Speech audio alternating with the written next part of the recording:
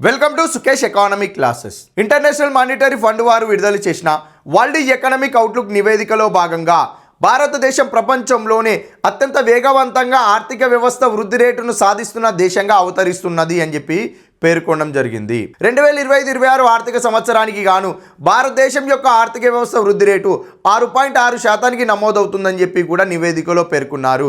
భారతదేశ పొరుగు దేశమైన చైనా దేశం యొక్క ఆర్థిక వ్యవస్థ వృద్ధి రేటు 2025-26 ఆర్థిక సంవత్సరానికి 4.8% నమోదవుతుంది.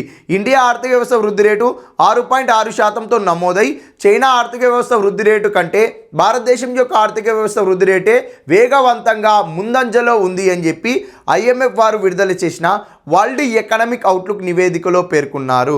అమెరికా యొక్క సుంకాలు భారతదేశం యొక్క ఆర్థిక వ్యవస్థ వృద్ధి రేటు పైన ఎక్కువగా ప్రభావం పడవు. అమెరికాతోటి వాణిజ్య ఒప్పందం చేసుకుంటుంది ఇండియా. దాని వలన భారతదేశ ఆర్థిక వ్యవస్థ వృద్ధి రేటు అనేది 6.6% నమోదవుతుందని చెప్పి వరల్డ్ ఎకనామిక్ అవుట్లుక్ నివేదికలో ఇంటర్నేషనల్ మానిటరీ ఫండ్ వారు తెలియజేయడం జరిగింది. Thank you.